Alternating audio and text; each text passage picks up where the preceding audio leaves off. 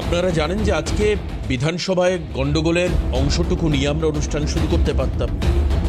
কুণাল ঘোষের আখরুজ্জামানকে আটকে দেওয়া এবং কুণাল ঘোষের অভিযোগ মতো কুণাল ঘোষকে সুযোগ না দেওয়া কথা বলার, এটা নিয়ে শুরু করা যেত। তারপরে জবাবি ভাষণে রাজ্যের মুখ্যমন্ত্রী একের পর এক তৃণমূলের গতকালকের বিভিন্ন বক্তব্যের প্রেক্ষিতে, সেটা মমতা বন্দ্যোপাধ্যায় এবং অভিষেক বন্দ্যোপাধ্যায়ের, আমি সেই অংশটুকু আজকেও দেখাবো আপনাদের, যে কি বলেছেন রাজ্যের মুখ্যমন্ত্রী। কিন্তু তার থেকেও আমার মনে হয়েছে যে আজকের অনুষ্ঠানটা শুরু করতে গেলে খুব গুরুত্বপূর্ণ, যেহেতু আমরা 21শে জুলাইয়ের আবহেই এখন অনুষ্ঠান করছি। আজকে 22শে জুলাই, সবেমাত্র গতকাল 21শে জুলাই উদযাপন হয়েছে বিভিন্ন জায়গায়, মাত্র একদিন গেছে।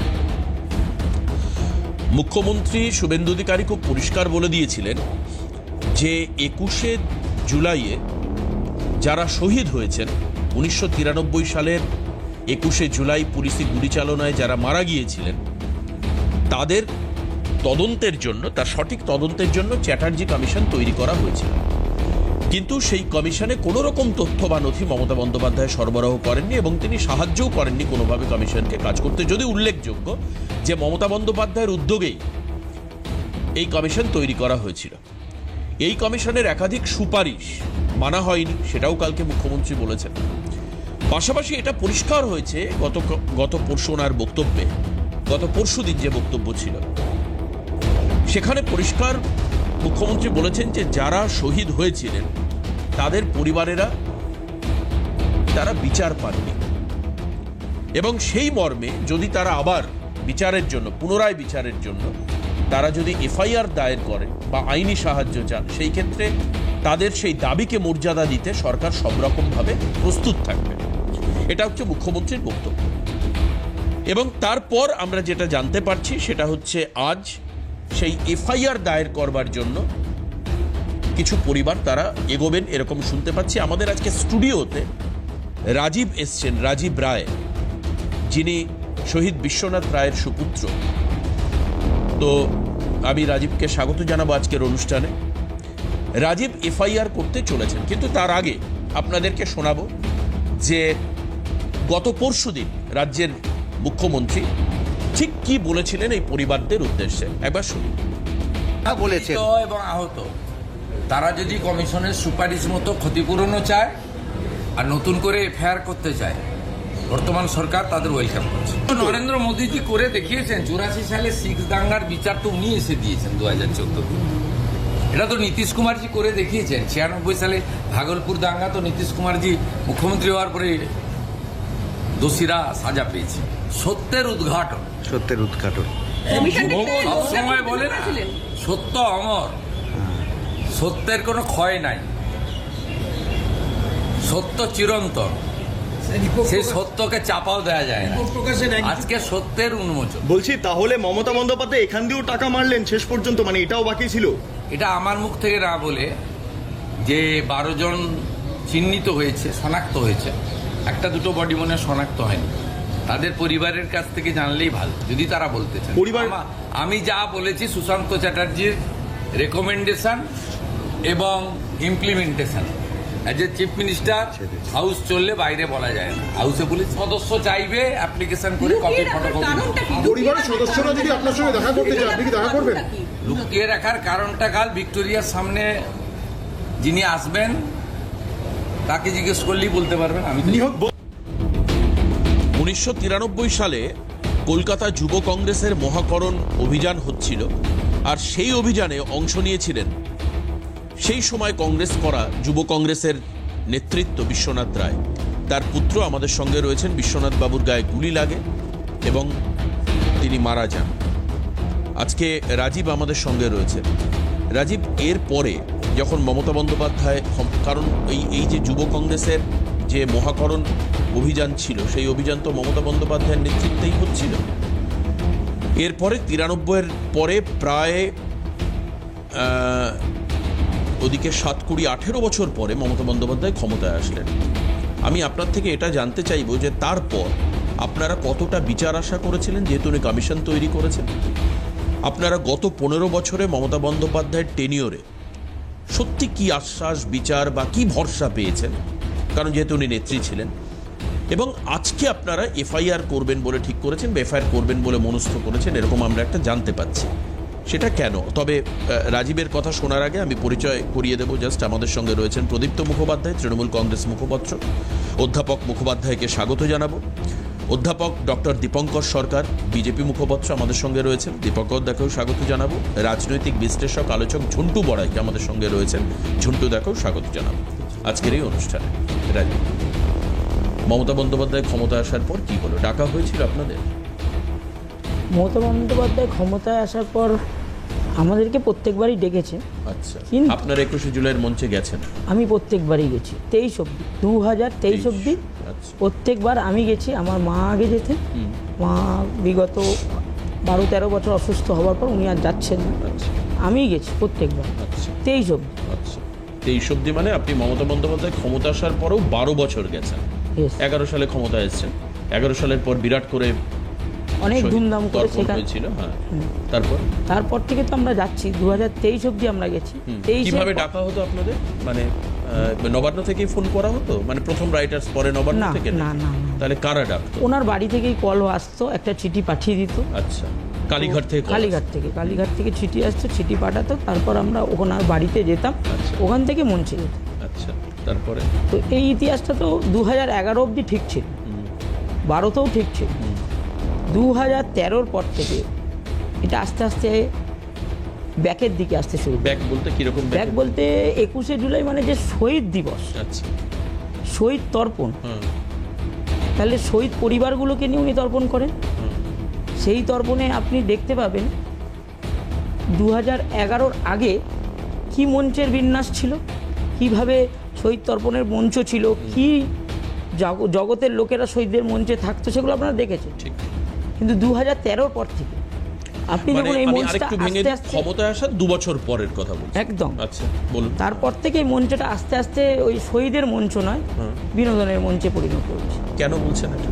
কেন মানে বলছে? পাগলু ডান্স ছাড়া শুধু আর কি ছিল? পাগলু ডান্স, আপনি বলুন, যদি চলচ্চিত্র জগতের লোকেরাই ওখানে প্রাধান্য পায়, আপনারা কোথায় জায়গা পেতেন? পেছন দিকে মানে মঞ্চের পেছনে? আপনি দেখবেন আপনাদের কাছে রিপোর্টিংয়ে সব কিছু। আমরা দেখবো না, আমি আপনার মুখ থেকে আজকে সব শুনবো। আপনার মুখ থেকে আমার মুখ থেকে এটাই হচ্ছে, মমতা ব্যানার্জি ক্ষমতায় আসার জন্য যে 21শে জুলাইটা ব্যবহার করেছে 2011-তেই ভুলেছেন।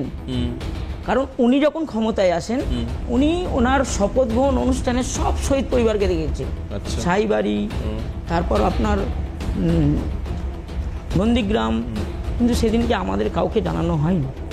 মানে আপনি ক্ষমতায় আসার পর 2011 শপথ গ্রহণটাই বলছি। 2011 সালে, আচ্ছা, মে আপনি মাসে। দেখুন শপথ গ্রহণ অনুষ্ঠানে মমতার সঙ্গে কারা নিমন্ত্রিত ব্যক্তি, আচ্ছা, কারা ওনার ভিআইপি, আচ্ছা, ওনার কাছে শহীদেরটা হচ্ছে শুধু রাজনৈতিক।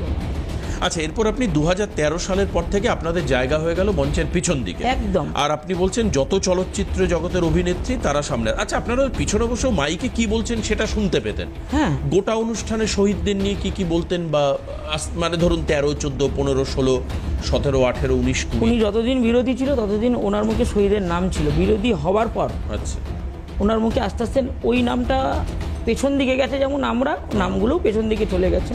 আচ্ছা, কারণ ওনার ভাবনাটা শুধু রাজনীতিকরণ করা, ওনার ভাবনাটা শুধু পরিবারতন্ত্রটাকে করা, এটাই ছিল। না, আপনাকে আপনি- আমি বলছি 2023 সাল আমাদের 21শে জুলাই মঞ্চে ওঠার জন্য আমরা যখন ওনার বাড়ি থেকে স্কট করে আমাদেরকে মঞ্চের পেছনে নিয়ে আসা হতো, পেছন থেকে আমরা উঠতাম। আচ্ছা, সেখানে দাঁড়িয়ে আমি নাম নিয়ে বলছি, অলোক দাস। অলোক দাস নামে তারই এক কর্মী আচ্ছা, গেটের সামনে দাঁড়িয়ে ওই মেটাল ডিটেক্টর থেকে যখন চেকিং হয়ে আমরা ভেতরে যাই, তখন আমাদেরকে ধাক্কা দিয়ে সরিয়ে দিচ্ছে। কারণ অলোক দাস কে? মানে কর্মী, মানে কি পুলিশ কর্মী? না না, ওনার তৃণমূলের এক ও, কর্মী। তৃণমূলের কর্মী। ইয়েস, আচ্ছা, উনি ওখানে দায়িত্বে থাকেন স্টেজে। আচ্ছা, সেই অলোক দাস ঠেলা দিয়ে আমাদেরকে সরিয়ে দিয়েছে। তার কারণটা শুন। কারণ হচ্ছে ওনার যে বিনোদন জগতের যারা মেন শহীদ, তারা তখন এসি বাস থেকে নামছে কিংবা কেউ গাড়ি থেকে নামছে, তাদের জায়গাটা আগে করে দিতে পারে। এই শহীদদের যে 13 জনকেই ধাক্কা মেরে শহীদ সরিয়ে দেওয়া হচ্ছে এবং স্টেজে মানে ওঠার 13 আগে- জনের পরিবারই কি যেতেন? হ্যাঁ, আচ্ছা, এবারে মানে প্রত্যেক পরিবারই 1জন 2জন করে সদস্য যেতেন। 2026 বাদে প্রত্যেক বাড়ি, 2024 বাদে, 2025 বাদে, 2026 বাদে, প্রত্যেকটা পরিবার 2023 অবধি গেছে। আচ্ছা, তারপরে আপনারা যেতেন না কেন? বলতে দিন, না, আমি সেটাই জানতে চাইছি আর কি। শুরু তো হলো বিনোদন জগৎকে জায়গা দেওয়ার জন্য ধাক্কা স্টেজে ওঠার সময় আমাদেরকে পরিচয় দিতে হতো আচ্ছা, যে আমরা কারা।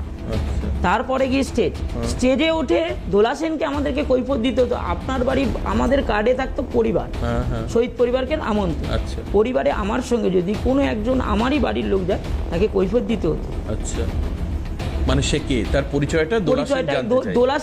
দোলা সেন বলতেন, স্টেজে ডাইরেক্ট বলেছেন আমাকে আচ্ছা, 2023 সালে, হ্যাঁ, যে আপনার বাড়িতে তো আপনার মা আর আপনি, আপনার পিসি কোথা থেকে এলেন? আচ্ছা, এই কৈফিয়ত। আচ্ছা, মানে আপনি বুঝতে পারছেন যে এই শুধু এই রাজনীতিটা, আর ওটা ওনার সামনে। হুম। দোলা সেন এই কথা বলছেন দিদির সামনে, স্টেজের ওপর। উনি কি বলতেন, মানে দিদি কি বলতেন তখন? দিদি কিছু না, নিরবিক। আচ্ছা, ওনার তো ওনার পা ছোঁয়ার মতো ইয়ে নেই, ওনার পা ছুটে নাকি ওনার পা ভেঙে যাবে, দোলা সেনের বক্তব্য। আচ্ছা, আচ্ছা, আমি আর ছোঁয়ার কথা বলছি না, যারাই ছুটে যেতেন হ্যাঁ, শহীদ পরিবার থেকে, হ্যাঁ, ধরুন হ্যাঁ। কেউ নমস্কার করতে হ্যাঁ, যাবে, হ্যাঁ, যেতেই পারে। তো ওনার পা ধরলে ওনার পা ভেঙে যাবে। দোলা সেন এরকম ইনস্ট্রাকশনে উনি স্টেজে। আপনারা কখনো কথা বলতে পেরেছেন মমতা বন্দ্যোপাধ্যায়ের সঙ্গে, মঞ্চে বা বাড়িতে বা বাইরে কোথাও? কোনো জায়গায়, আমি বলছি তো, উনি বিরোধী থাকাকালীন 2011 অবধি উনি নিজে ফোন করতেন। আচ্ছা, কিন্তু 2011 ওনার যে ক্ষমতা পাওয়ার লড়াই, সেটা যখন হয়ে যায়, আচ্ছা। তারপর থেকে পুরো ওনার একটা মুখ আর মুখোশ দুটো দেখিয়ে দিয়েছে আমাদের। আচ্ছা, তার মানে আপনাদের পরিবারের কাউকে মঞ্চে মানে বলতেও দেওয়া হতো না, এবং বসার জায়গা ছিল একদম পেছন দিকে একদম। আরও আমি তো বলছি, এবার যদি উনি ক্ষমতায় আসতো, হ্যাঁ। তাহলে এই শহীদ পরিবার স্টেজের নিচে কোনো একটা জায়গায় বসতো, আমি এটা কনফার্ম করে বলছি। আচ্ছা, না কিন্তু এই যে মমতা বন্দ্যোপাধ্যায় 15 বছর যে ক্ষমতায় থাকলেন, এবং 15 বছর উনি ক্ষমতায় ছিলেন, একদম সদর্পে ছিলেন, মানে এরকম নয় যে বিরোধীরা মারাত্মক শক্তিশালী, উনি চাপে রয়েছেন, সেরকম কোনো ব্যাপার নয়। বিরোধীরা তো বলারই সুযোগ পেত না, সাসপেন্ড থাকতো। না, সেটা হলো, কিন্তু আমি বলছি এই যে আপনাদেরকে কোনো রকম প্রস্তাব দেওয়া যে আপনার পরিবারের একজন মারা গিয়েছেন, আমার রাজনৈতিক আন্দোলনের সাথী ছিলেন তিনি, আচ্ছা, আপনারা কখনো জানতে চাননি যে এই যে চ্যাটার্জি কমিশন হলো, যে শহীদরা কি করে মারা গেল, বা তার কারণ কি, বা তার পেছনে কে দায়ী, সেটা উনি বলেছেন কখনো? এই চ্যাটার্জি কমিশনের 44 জনের মধ্যে একজন আমিও। আচ্ছা, আমিও সাক্ষী আপনি দিয়েছি। সাক্ষ্য দিয়েছেন? হ্যাঁ, আমি আচ্ছা, সাক্ষী দিচ্ছি, আমি 3-3বার সাক্ষী দিচ্ছি, একবার না। আচ্ছা, কারণ আমার আইডেন্টিফিকেশনটা ওনার কাছে অনেকটা শক্তপোক্ত মনে হয়েছিল, কারণ আমার বাবার মাথার লেফট সাইডে গুলি লেগেছিল, রাইট সাইডে চুন এই ঠিক গলার পাশ থেকে হ্যাঁ। রিটার্ন করেছিল, এক্সিট করে গেছিল। এক্সিট করেছিল। আচ্ছা, সেটা আমি কিন্তু বারবার চিহ্নিত করেছি, আচ্ছা, কারণ কোনো আন্দোলনে যদি সেটাকে ছত্রভঙ্গ করতে হয়, পুলিশেরও নিয়ম ছিল কোমরের নিচে গুলি চালানো, আর ওরা যদি ভুল নাই। আপনার বাবার গুলিটা কোন জায়গায়, মানে ঠিক কোন জায়গায়? left side না, না, না, আমি শরীরের বলছি না, মানে উনি কোথায় ডরিনা ছিলেন? ডরিনা ক্রসিং। আচ্ছা, ডরিনা করসিনের ওখানে একদম কেসি দাসের ঠিক উল্টো দিকেই ওখানে বডিটা ছিল, আচ্ছা। ওখানেই মারা হয়েছে। আচ্ছা। তো আমার শনাক্তকরণটা অনেকটা ওনার মনে হয়েছিল। না, আপনাদেরকে কখনো চাকরি দেওয়া হবে, বা আপনি তো পাশে দাঁড়ানোর এই গল্পটা বললেনই, চাকরি দেওয়া বা কোনো রকম সরকারি সাহায্য দেওয়া, বা আপনাদের পাশে কোনোভাবে মানবিক মুখ দেখানো, মানে যে আমি তোমাদের পাশে আছি, শুধু তো মঞ্চে ডাকলে হলো না, এছাড়া আর কিছু বলেননি উনি? আমরা কোনোদিন ওনার কাছে চাকরি চাইনি, কিংবা টাকাও চাইনি, আর আমার মায়ের চাকরিটা উনি করে দেননি। আচ্ছা, এই যে সবাই এখন বলে না যে মমতা ব্যানার্জি 21শে জুলাই 13 জনকে চাকরি দিয়েছে, আমার মায়ের চাকরি উনি দেননি। উনি যদি আজকে প্রুভ করে দেয়, আমি প্রুভ করে দেবো আমার মায়ের চাকরিটা কীভাবে হয়েছে। আচ্ছা, তৎকালীন কংগ্রেসের কোল মিনিস্টার অজিত পাজা আমার মায়ের চাকরিটা দিয়েছিল 27শে জুলাই 1993। আমার কাছে এখনো 27শে জুলাই 1993 চাকরি। আচ্ছা, কারণ মানে 21শে জুলাই ঘটনা ঘটার পর 27শে জুলাই আমার বাড়িতে বসেই চাকরি হয়েছিল। তার প্রমাণ দুজনেই এই পৃথিবীতে নেই। যেই দুজন এসে চাকরি দিয়েছিল সেটা ছিল অজিত পাজা, সাধন পাণ্ডে। আচ্ছা, অজিত পাজার বাড়ি কোথায়? গিরিশ পার্ক। সাধন পাণ্ডের একটি হান্ডি বলে দোকান ছিল, মনে আছে গিরিশ পার্কে? উনি ওখানে বসতেন। আর আমার বাবার সোনার দোকান ছিল, আমাদের পৈতৃক বাড়ি ছিল বরানাটা। আচ্ছা, আমার বাবার সঙ্গে রঞ্জিত পাজার একটা ভালো সম্পর্ক, সুসম্পর্ক ছিল। আচ্ছা, আর সাধন পাণ্ডের সঙ্গে যেহেতু ওই দোকান পারপাসে আমার বাবাদের সঙ্গে একটা ভালো সম্পর্ক ছিল। হ্যাঁ, আমার বাবার যেহেতু পুরো রাজনৈতিক কেরিয়ারটা গিরিশ পার্ক, তো ওখানে শঙ্কর সরকার বলে একজন ছিল, তিনি কংগ্রেস করতো তৎকালীন।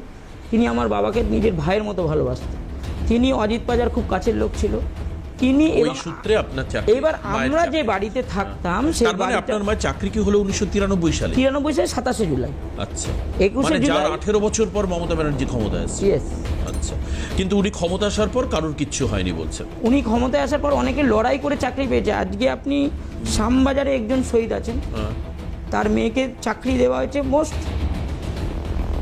22 কি 21 আচ্ছা রেলে, আচ্ছা, 22 বা 21 চাকরি 21 চাকরি পেয়েছে। আচ্ছা, চাকরিটা উনি ইনস্ট্যান্ট কাউকেই করেননি, একমাত্র এক্সেপশন ছিল আমার মা। চাকরিটা ইনস্ট্যান্ট পেয়েছে যেহেতু আমরা কংগ্রেসি বাড়ির লোক ছিলাম, আর কংগ্রেসের একটা প্রভাব ছিল, আর অজিত পাজার, সাধন পান্ডে ছিল আমাদের খুব ক্লোজ, খুব ক্লোজ। আমি আমি বুঝতে আপনাকে পেরেছি। বলছি, সাধন পান্ডে মারা যাওয়ার আগে অবধি আমার সঙ্গে ওনার সম্পর্ক ওই কারিগরি ইয়েতে ওনার বাড়িতে অবধি ছিল।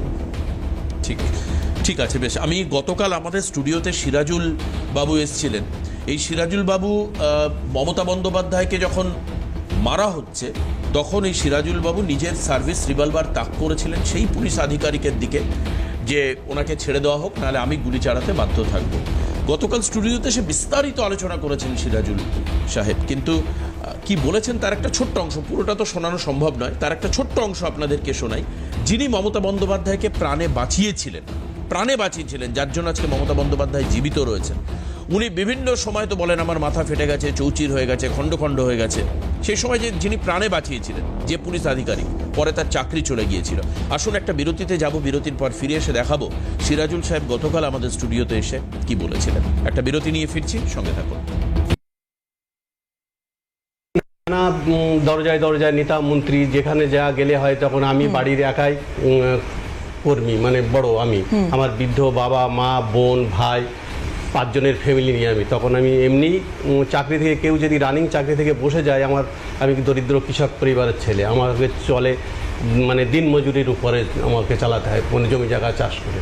সেখানে চাকরি চলে যাওয়া মানে এই 5 জন ফ্যামিলি নিয়ে আমি তো হতাশাগ্রস্ত হয়ে গেলাম, মানে ভেঙেই পড়লাম। তারপরে বিভিন্ন দরজায় যেখানে যেখানে যার কাজ শুনলাম অমুক জায়গায় গেলে হয়তো চাকরিটা হতে পারে, অমুক জায়গায় গেলে চাকরিটা হতে পারে, সেখানে থেকে আমি দরখাস্ত করলাম। তখন মমতা তো আর তৃণমূল দল গঠন করি, তারপরে উনি দল গঠন করে যখন ক্ষমতায় আসলো, একাধিক নেতা মন্ত্রীদের কাছে দরখাস্ত দরবার করেছি, তার কপিগুলো সব আমার কাছে আছে। 18 সালে ববি হাকিম ডাকলো, এটা আমার শোনার পরে সাংবাদিক মাধ্যম দিয়ে টুকটাক যখন সাংবাদিকরা আমার বাড়িতে যেতে বলে, আমার বাড়ি ঘরের চেয়ারে এখন সেই একই অবস্থা, সেই একই বাড়িতে টিনের বাড়িতে বসবাস করি আমি। খুব মানে প্যাথেটিকভাবেই আমি চলছি, কেন আমার ভাই একটা রিসেন্টলি মে মাসের 27 তারিখে নিজের ছোট ভাই মারা গেছে, টাকার অভাবে ট্রিটমেন্ট করতে পারিনি, লেবার হচ্ছে। আমি এমসে যখন ভর্তি ছিল ভাই, তখন আমি শুভেন্দুবাবু মাননীয় মুখ্যমন্ত্রীর কাছে একটা পেয়ার দিয়েছিলাম মে মাসের 10 তারিখ বা 11 তারিখে। একটা সাংবাদিকরা গেছিল যে দাদা কিছু বলুন নতুন মুখ্যমন্ত্রীর কাছে, আমি আবেদন করেছিলাম। তারপরে একাধিক সাংবাদিকরা এখন পরপর অনেকেই গেছে বা অনেকেই টেলিফোনে যোগাযোগ করেছে। আমি বললাম ভাই আমি মানসিক দিক দিয়ে আর ভালো নেই, এটা আপনি শুভেন্দুবাবু এই ঘটনাটাও জানে, শুভেন্দুবাবু জানে না সারা পশ্চিমবাংলায় এমন কেউ নেই যে আমি। তারপরে সেই ঘটনার পরে 13 সালে দিদি 11 সালে ক্ষমতায় আসার পরে 13 সালে যেই ঘটনাটা হয়েছিল 21শে জুলাইয়ের গুলি চালানোর ঘটনা, সেই ঘটনা তদন্ত কমিশন রিপোর্ট উনি বসিয়েছিল।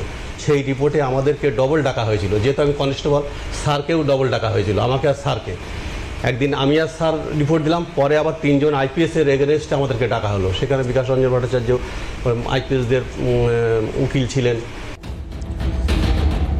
এই যে সিরাজুল হক মণ্ডল, তিনি পুলিশের কনস্টেবল ছিলেন, পরবর্তীকালে ওনার চাকরি চলে যায় ওই ঘটনার জন্য, এবং এই সিরাজুল হক মণ্ডল আজও চাকরি পাননি। এই আমাদের স্টুডিওতে বসে থাকা রাজীবকে তো মমতা বন্দ্যোপাধ্যায়রা মঞ্চে ডাকতেন, 21শে জুলাইয়ের মঞ্চে। প্রথমে প্রথম সারিতে বসতেন, তারপর শেষে জায়গা হওয়া কষ্ট হয়ে গেছিল, মঞ্চের শেষ লাস্ট বেঞ্চে ওনারা বসতেন, মঞ্চের উপরে। কিন্তু এই সিরাজুল হক মণ্ডলকে উনি ডিরেক্ট নবান্নে ডেকেছিলেন 2023 সালে, 2023 মানে আজ থেকে বছর 2-2.5 আগে। এবং খুব অদ্ভুতভাবে কালকে আমি পুরো প্যানেলটা দেবারতি করছিলাম, আমি শুনছিলাম বসে বসে, উনি বলছেন যে 23 সালে আমাকে ডেকে উনি নবান্নে, তার ছবিও উনি, এই পাশের ছবিটার ফুল দেখাও না একটু ভাই প্লিজ, একবার একটু ফুল দেখাই এই ছবিটা, এই দেখো এই ছবিটা কালকে উনি, আপনারা দেখছেন সবাই, উনি কালকে নিয়ে এসেছিলেন। যে পুলিশ আধিকারিক এবং সিরাজুল হক মণ্ডল দুজনকেই মমতা বন্দ্যোপাধ্যায়ের পাশে দাঁড় করিয়ে ছবি উনি তুলেছেন নবান্নের। এটা 14 তলার ঘরের ছবি আমরা দেখাচ্ছি, যারা 14 তলা অবধি কখনো কখনো গেছেন, পৌঁছেছেন, তারা বুঝতে পারবেন যে সেই ঘরে। এবার এখান থেকে উনি বললেন, মমতা বন্দ্যোপাধ্যায় যে তোমার তো চাকরি হয়ে যাবে, তুমি জয়েন করে নাও।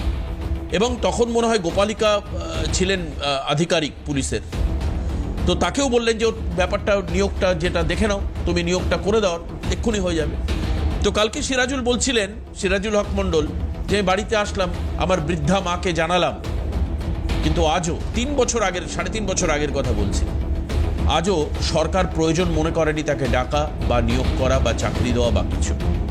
খানিকটা রাজীবদের থেকে পরিস্থিতি ভালো হয়েছিল, আবার ডেকেছিলেন ওনাকে, 23-এ ওনার মনে পড়েছিল মমতা বন্দ্যোপাধ্যায়, কিন্তু চাকরি দুরস্ত। তিনি তার করা চাকরি এখনো ফেরত পাননি। এরকম নয় যে তাকে চাকরি দিতে বলা হচ্ছে, তা নয়।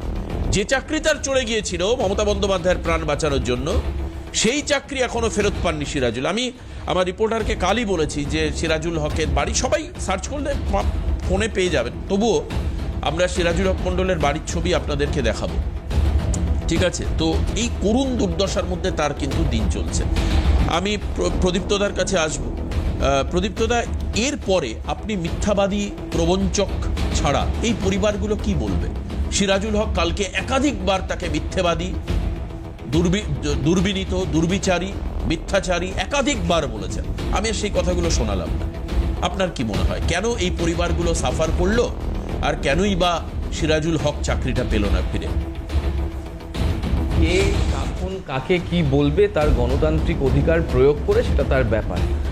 কে দুর্বিনীত সেটা যখন 20শে জুলাই নির্দিষ্ট রিপোর্ট প্রকাশ করা হয় এবং রেকমেন্ডেশনের কনটেক্সটে বলা হয় কাটমানি খেয়েছে, তখনই পরিষ্কার হয়ে যায় দুর্বিনীতর অবস্থা কি। অজিত পাজা 1993 সালে বিশ্বনাথ বাবুর স্ত্রীকে চাকরি দিয়েছেন।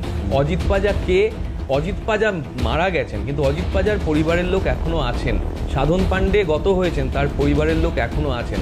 তাদেরকে জিজ্ঞেস করলে পরিষ্কার হয়ে যাবে ওই চাকরির রেকমেন্ডেশনটা কোল মিনিস্টারকে কে করেছিলেন। 1, 2, তার বিশ্বনাথ বাবুর ছেলে আজকে এখানে রয়েছেন, গতকাল তার বোন ছিলেন, ছবিটা দেখাতে বলবো মঞ্চে, এটা ওর বোন, এই যে এটা রাজীবদার বোন। রাজীবদার বোনের চাইলে এখনই ফোনে কথা বলে দিতে পারি আপনাদের সামনে, বা ওনার ভিডিও আমি দেখাতে পারি। উনি কি বলছেন মমতাদি সম্পর্কে, রাজীব বাবুর বোন, সেটাও আমি নির্দিষ্টভাবে দেখাতে পারি। এটা গতকাল মঞ্চে রাজীব বাবুর বোন ছিলেন। পরিবারের মধ্যে কি সমস্যা সেটা আমার জানা নেই। রাজীববাবু 23 সাল অবধি গেছেন, ওনার অপমান হয়েছে, দুর্বিনীত, পাপী, লোভী, আমি কি বলছি শেষ অবধি আসতে হবে তো, মাঝে ঢুকে গেলে তো মুশকিল। আমরা তো হেলিকপ্টারে নামছি না। আমি কি বলেছি, উনি বলেছেন। কথার বাক্য গঠনে যদি মধ্যিখানে কথা বলেন, তাহলে তো বাক্য, আমি হাওড়া বলছি না হাবড়া বলছি বুঝতে পারবেন না। এরকম আরও যারা বলেছেন, আর রাজীববাবু তার সঙ্গে যেগুলো যোগ করেছিলেন কিছুক্ষণ আগে, সেখানে 23 সাল অবধি ওদের বুঝতে লাগলো। কেন বলুন তো? 24 সালের জানুয়ারি মাসে তাপস রায় চলে গেলেন বিজেপিতে, আর তার হাত ধরে রাজীববাবু চলে গেলেন বিজেপিতে। এইটা হচ্ছে কি ফ্যাক্ট। আমি যদি ভুল বলি উনি আমাকে, না অবশ্যই আমি তো বলবো আমার শেষ যেখানেই যাক উনি বিজেপি কেন, উনি না আমি কেন বলছি এই কথাগুলো, আমি এই কথাগুলোর মানে কি, শহীদ বাড়ির থেকে একমাত্র রাজীব বাবুর কথা আমরা সবাই জানতে পারছি, বাকিদের কথা এই 23, 24, 25, 26 ইভেন কালকে মঞ্চেও যারা বক্তব্য রেখেছেন, মানে মঞ্চের বাইরে বেরিয়ে যারা বক্তব্য রেখেছেন বিভিন্ন গণমাধ্যমে, তার ভিডিও আমার কাছে, চাইলে তোমার সময় চাইলে আমি একটু দেখেও দিতে পারি সেগুলো, যে তারা কি অ্যাকচুয়ালি বলেছেন। রাজীব বাবুর মায়ের চাকরি 93 সালে হয়েছে, অজিত পাজা দিয়েছেন, তিনি মমতা বন্দ্যোপাধ্যায়ের ক্লোজ অ্যালাই ছিলেন। তাতে কি মমতা বন্দ্যোপাধ্যায় বলেছেন সেটা উনি বলতে পারবেন না, ওনার পরিবারের লোক বলতে পারবেন, মানে তিনি চলে গেছেন যেহেতু অজিত পাজা, পরিবারের লোক বলতে পারবেন। আমার বক্তব্য হচ্ছে রাজীব বাবুরা যে পড়াশোনা করে বড় হলেন, আজকে টিভিতে গণমাধ্যমে পুরো বাংলার সামনে কথা বলতে পারছেন, তার মা যদি তাদের মানুষ না করতো, তারা কি এটা করতে পারতেন?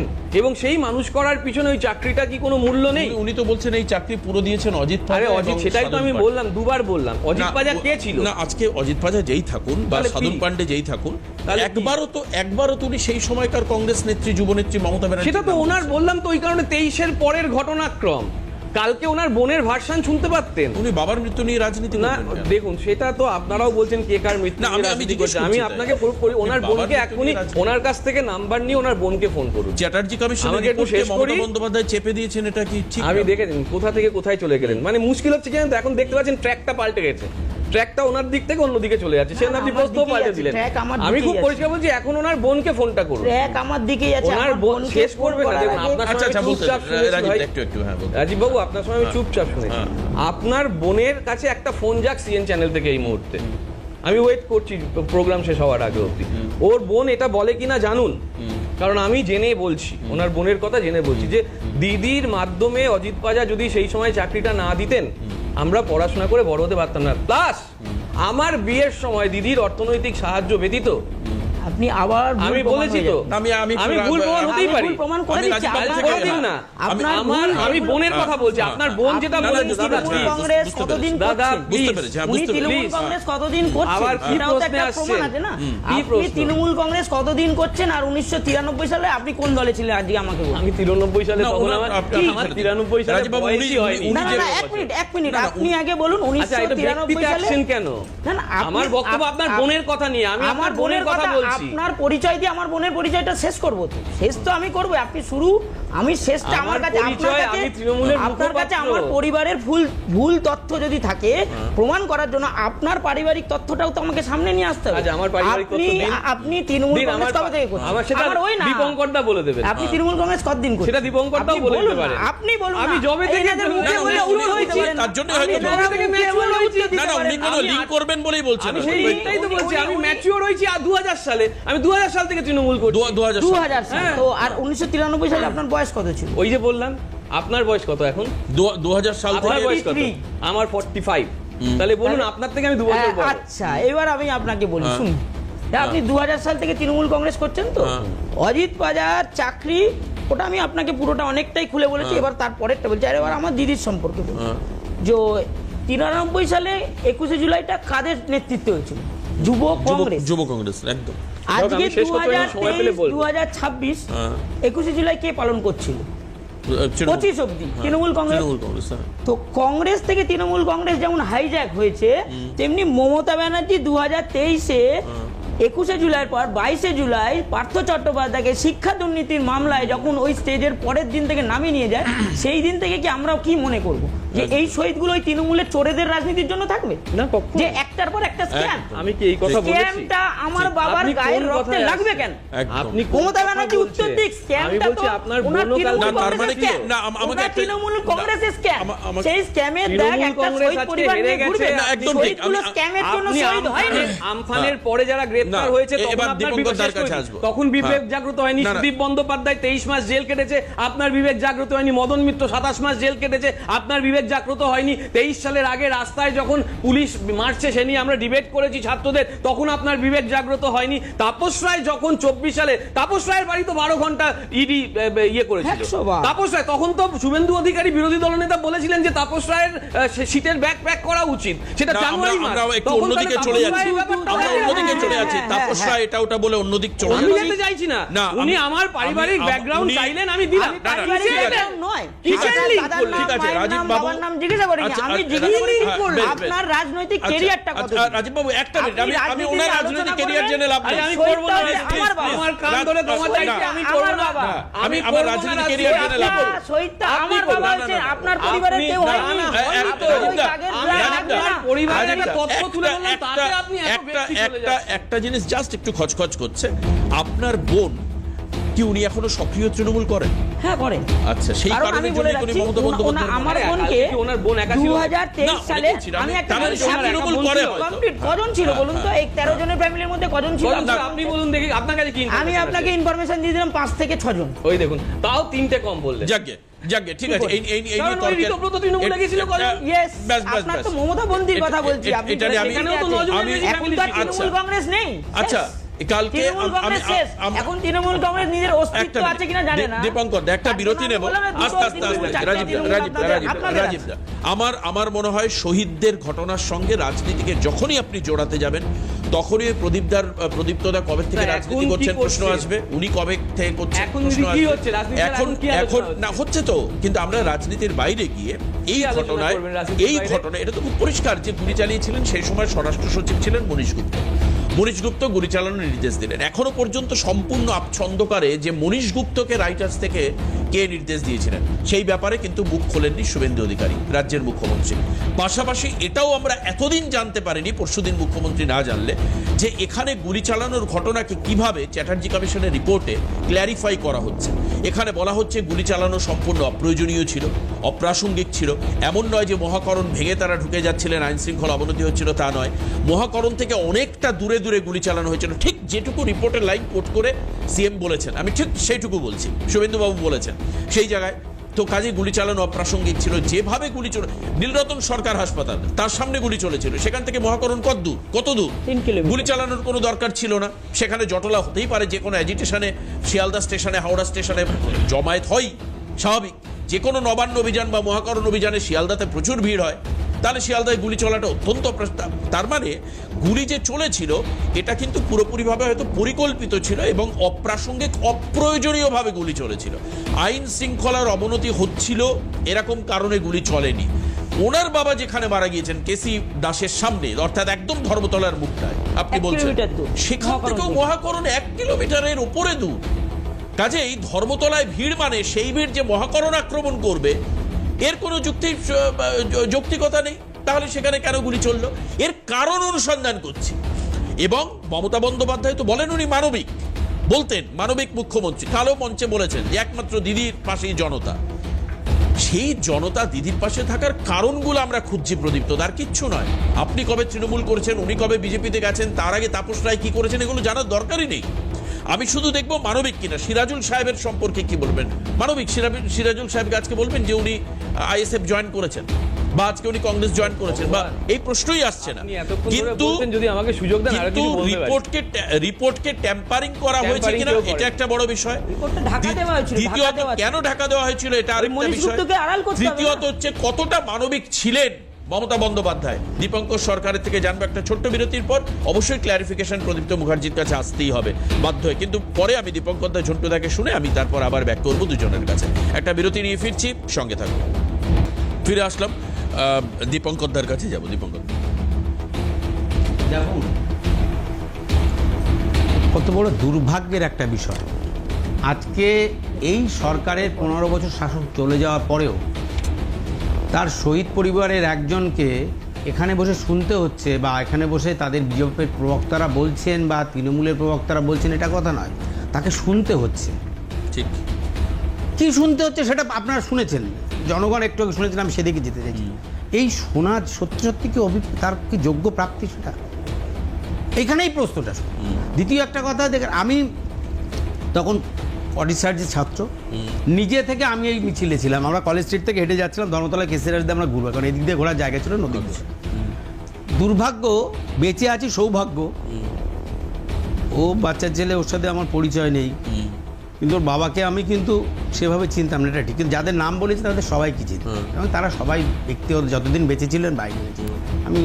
তখন তোমরা যুব কংগ্রেস করছো। বলুন, এটা কি সত্যি সত্যি আজকে সৌভাগ্য, বা আজকে বাংলার মানুষকে এটা চেয়েছিল যে একজন শহীদ পরিবার বসে এই কথাটা বলবে? তাদের জন্য কি কিছু করার ছিল না? আপনি বললেন সরকার যে সুপারিশ কমিটি করেছিলেন কে? পশ্চিমবঙ্গ সরকারের মাননীয় মুখ্যমন্ত্রী তখন মমতা ব্যানার্জি, তিনি কমিশন করলেন। তিনি সেই কমিশনের সুপারিশটা গ্রহণ করতে পারতেন, যেহেতু 21 জেলার এত বড় একটা আবেগ, এই আবেগকে কাজে লাগিয়ে আপনি ক্ষমতায় এসেছেন। বিশ্বনাথবাবুর ছেলে উনি রাজীবের একটা কথা আমি একটু সংযোজন করতে চাই। রাজীব মনে হয় একটু জিনিস খেয়াল করেনি, আমিও খেয়াল করেছি। আমার দীর্ঘদিন শহীদদের জন্য আলাদা একটা মঞ্চও হতো রাজীব, এটা বোঝা। এবার আমি বলি শহীদ তোমার মঞ্চ তো হতো না, তোমাদের না, আরও যে বাকি শহীদদের জন্য একটা মঞ্চ হতো, যে 3টে ভাগ করে দিয়েছিল মঞ্চ, বা একটা সময় লাস্টের দিকে। হ্যাঁ হ্যাঁ, মঞ্চ আলাদা একটা, যেটা শুধু একটা মঞ্চ আলাদা থাকতো, সেটা কাউন্সিলরদেরকে বসানো। আরেকটা আমি আর ওই স্টেজে 3টে ধাপ থাকতো, ঠিক এই তিনটে ধাপের কথাই আমি বলছি, এই তিনটে ধাপের কথাই বলেছি। শহীদদের ধাপটা প্রথম থেকে লাস্টে চলে গেল। এই যে বিষয়টা, যে এটা সত্যি বাংলার মানুষ চায়। এবার আমার কথা হচ্ছে গিয়ে একটা সরকার প্রতিষ্ঠিত হলো, সরকার কমিশন করলেন, তিনিই কমিশন করলেন, সেই কমিশনের রিপোর্ট দিল, সেই কমিশনে তিনি যে উপস্থিত হলেন না, এই ঘটনাগুলো সমস্তটাই হচ্ছে গিয়ে, যদি তার সদিচ্ছাই থাকতো, তার দলের কর্মীরা মারা যায়নি, কিন্তু তার সাথে লড়াই করতে পারে তার সহকর্মী যে জীবন দিয়েছে। শুধু এটা নয়, মমতা ব্যানার্জি শুধু এটা করেছেন তাই নয়, পশ্চিমবঙ্গের ক্ষমতা আসার পর অনেক কিছু করার তার জায়গা ছিল। দেখুন, কেশপুর হয়েছে, গড়বেতা হয়েছে, নন্দীগ্রামের ঘটনা হয়েছে, অনেক জায়গা হয়েছে, সিঙ্গুর হয়েছে, এই যে অনেকগুলো হয়েছে, মমতা ব্যানার্জি যারা করেছিলেন তৎকালীন, কোনটার সাজা দিয়েছেন? একটা 15 বছরের মধ্যে তার কি উচিত ছিল না যে তার দলের কর্মীরা যারা তাকে ক্ষমতা আসার জন্য, যারা দিদি বলে পাগল ছিল, যারা সততার প্রতীক বলে তার কথা ভেবে বুকে গুলি খাওয়ার চেয়েছিল, তার জন্য গায়ে আগুন দিয়ে মরতে গেছে, এমন ঘটনাও তো এই বাংলায় হয়েছে, সেই পরিবার কি পেয়েছে? আমি একটা পরিবারকে বলছি, শুনুন, এই যে বাবা 7 দিন পরে কাজ পেয়েছে, মা দিয়েছে, এটা তো তার কার কাছে রাজনীতিতে সব থেকে দায়।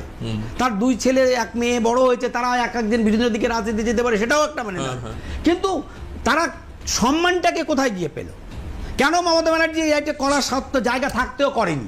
এটাই প্রশ্ন। এই প্রশ্নটাই কিন্তু, এই প্রশ্নটাই যারা সেই দিন উপস্থিত ছিল এবং যারা প্রকৃতভাবে মমতা ব্যানার্জিকে ভেবেছিল ওই সততার প্রতীক, আন্দোলনের মুখ করবেন, কিন্তু করেননি বলে আস্তে আস্তে আস্তে এই তাপস রায়ের কথা বলে, অর্জুন সিং এর কথা বলে, বা এই যাদের কথা বলে, এরা সেই দিন তো রাস্তায় ছিল দিদির সাথে।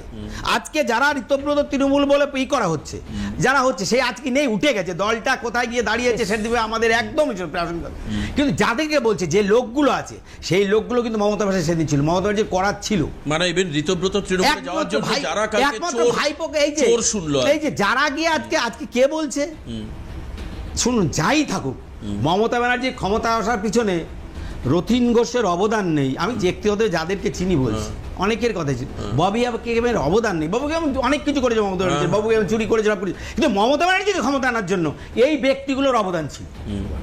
মমতা ব্যানার্জি সবাইকে দেখেনি, কিন্তু এই ব্যক্তিগুলো দেখেছে, এদের অনেককেই দেখেছে, অনেককেই করেছে। কিন্তু সত্যি কথা কি, শহীদগুলো যে পরিবার, এই যে আমি বললাম বকটুই, কেশপুর, গড়বেতা, একেবারে, আরে আমরা তো কেশপুরের থেকে বডি নিয়ে তো ধর্মতলা শিয়ালদায় বডি আসতে আমরা দেখেছি, বডি আসতে দেবে না, আটকে দিয়েছে, দ্বিতীয় হাওড়া ব্রিজ আটকে দিয়েছে, কিভাবে লাশ নিয়ে আসতে হবে, কোন দিক থেকে নিয়ে আসতে হবে, আমরা জোর করে নিয়ে আসি। সকালবেলা বেরিয়েছে, মানে তার আগের দিন বেরোয়েছে, পাড়াতে মিনিট, তারপর দিন নিয়ে এসে তো বিকেলবেলা ধর্মতলায় মনে নিজের মমতা ব্যানার্জি সেই পরিবারগুলো কি করেছে, ও আমি ছেড়ে দিলাম, রাজীবের পরিবারের কথা ছেড়ে দিই, রাজীব নাই ওই বিজেপি করছে বলে আজকে রাজীবকে এই কথা শুনতে হলো, কিন্তু তার পরিবার, অন্য পরিবারগুলো কি পেল? করার জায়গা ছিল, মমতা ব্যানার্জি করেনি। সত্যি যদি কমিশনের সুপারিশ গ্রহণ করতো, আর গর্বের তা কেশপুর এই সমস্ত ঘটনায় যারা করেছিল তাদেরকে শাস্তি দিত, তাহলে মমতা ব্যানার্জি দলেরই পরিণত হতো না। আর আজকের জন্য একজন শহীদকে এই কথাগুলোই কোনো জায়গায় কোনো চ্যানেলে হয়তো বলতে হতো না। আমি এইটুকু বলতে চাই, আজকে আমার পরিবারের জায়গা, বিরতি একটু সময় নিয়ে আমি ঝন্টুদার থেকে একটু শুনে তারপর আমি তোমার কাছে আসি, আসবো তো, আমি বলছি, আমি তোমার কথা আমি শুনবো। একটা বিরতি নিচ্ছি, ফিরে আসছি বিরতির পর। অবশ্যই 21শে জুলাইয়ের পেছনের রহস্য নিয়ে আলোচনা হচ্ছে এত বছর পরে, অর্থাৎ প্রাসঙ্গিকতা হারায়নি এখনো 21শে জুলাই। এরপরে রাজীবরা এফআইআর করবেন, আবার ফার্দার কেস রিস্টার্ট হবে কিনা, দোষীরা শাস্তি পাবে কিনা, সেটা সময় বলবে। কিন্তু চিন্তা করা যায় যে রাজীবকে যখন শুনতে হচ্ছে যে তার বাবার মৃত্যুর জন্য যে ব্যক্তি গুলি চালানোর নির্দেশ দিয়েছিল সে মমতা বন্দ্যোপাধ্যায় মন্ত্রিসভার মন্ত্রী, ভাবতে পাচ্ছেন? সে মমতা বন্দ্যোপাধ্যায়ের মন্ত্রিসভার মন্ত্রী, প্রথমে টিকিট দেওয়া, জয়ী, তারপরে তাকে শুধু বিধায়ক নয়, দলের মন্ত্রিত্বের জায়গায় নিয়ে আসা। কেন এরকম হলো আমি ঝন্টুদার থেকে জানবো। আর যে প্রাণ বাঁচালো যে পুলিশ আধিকারিক, তার চাকরি চলে গেল, তার চাকরি পেল না, কেন এরকম হলো? ঝন্টুদা বলবেন একটা ছোট্ট বিরতির পর ফিরে এসে, সঙ্গে থাকুন। ঝন্টুদা, মমতা বন্দ্যোপাধ্যায়ের জন্য যারা করেছেন, আমি ব্যক্তিগত কারোর স্বার্থ সিদ্ধির কথা বলছি না, কিন্তু মমতা বন্দ্যোপাধ্যায় হওয়ার জন্য যাদের, আমার আজও মনে পড়ে 2019-20 সাল নাগাদ আমরা মনোরঞ্জন বাবুর বাইট নিচ্ছি, মনোরঞ্জন মালি, তাপসী মালির বাবা, উনি হাউ হাউ করে কাঁদছেন। একটা ভাঙা ঘর, আমার কোন রিপোর্টার গেছিল আমার খেয়াল নেই, কিন্তু ঘরটা একেবারে জীর্ণ, মানে যেখানে ক্যামেরা ধরেছে সেখান থেকে পেছনের আকাশ দেখতে পাওয়া যাচ্ছে। সকালের দিকে ইন্টারভিউটা যেন পরিষ্কার মনে আছে আমার। উনি বলছেন দিদি আমার খোঁজও নেয় না, আমাকে ডাকেও না, আমার সঙ্গে কথাই বলেনি। আর তারপর একটা নির্দিষ্ট সময় 2-1বার কথা হয়েছে, তারপর আমার আর কোনো ভ্যালু নেই। ওনারা তাও তো 23 সাল অবধি মঞ্চের তৃতীয় সারিতে না দ্বিতীয় সারিতে বললেন ওনারা বসতেন, আর সামনে সেলিব্রিটিদের ভিড় ছিল, হ্যাঁ, রাজনৈতিক প্রোপাগান্ডা ছিল। কালকে সিরাজুল দা এসছেন, আমাদের অনেকের চোখের জল আটকায়নি কালকে, যারা আমরা ব্যাক বেঞ্চে বসে কালকে অনুষ্ঠান শুনছিলাম। উনি এবং আরেকজন পুলিশ আধিকারিক তারা বলছেন যে কিভাবে দিনের পর দিন প্রস্তাব দেওয়া। সিরাজুল দা বলছে আমার মা একেবারে বেডরিডেন, মানে জীবনের সেই অর্থে নিশ্চয়তা নেই কতদিন উনি আছেন থাকবেন বা কি। তাকে আমি কথা দিয়ে দিয়েছি যে মা আমার চাকরি আবার ফিরে আসছে, চাকরি হয়নি। এই যে মমতা বন্দ্যোপাধ্যায় করতেন কেন, মানে ওনার হাতে তো ক্ষমতা ছিল, উনি বহু মানুষকে দেখুন, এনাদেরকে রেকমেন্ডেশন ছিল 25 লাখ, মাত্র 2 লাখ টাকা করে দিয়েছেন। মমতা বন্দ্যোপাধ্যায় এর থেকে বেশি লাখ দিয়েছেন, বেশি টাকা দিয়েছেন। উনি আরজি করের ক্ষেত্রে ওনার কথা আছে যে 10 লাখ তো আমরা দিতেই পারি, সৌদি আরবে মরলে 10 লাখ তো আমরা দিতেই পারি। মদ খেয়ে মরলে 2 লাখ, হ্যাঁ না, আর শহীদ হলেও 2 লাখ। সেটা সংগ্রামপুর না কোথায় একটা হলো? নিয়মে চোলাই মদ খেলে 2 লাখ। এটা নিয়ম।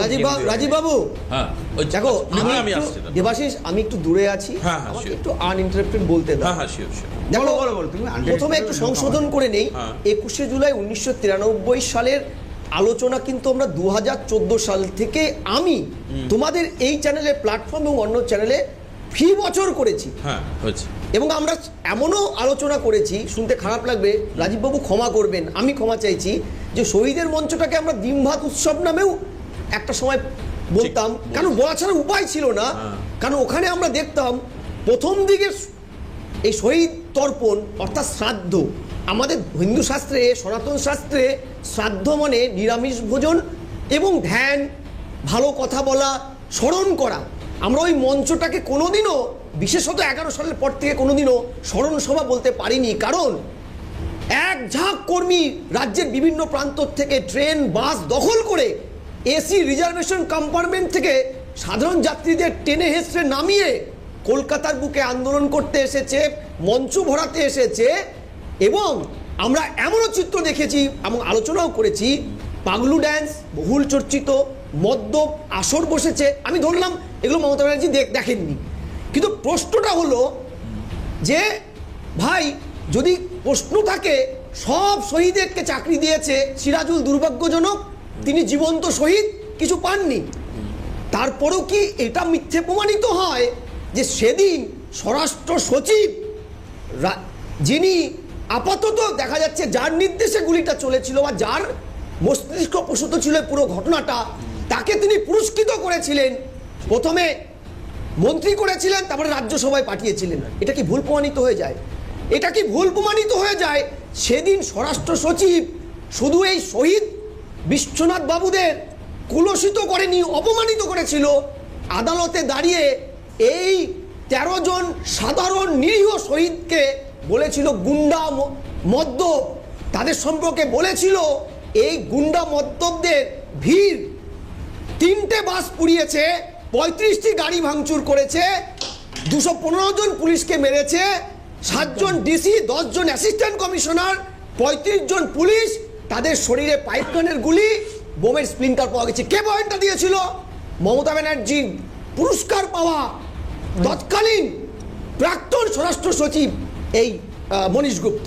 এটা কি ভুল প্রমাণিত হয়? ভুল প্রমাণিত হয় না।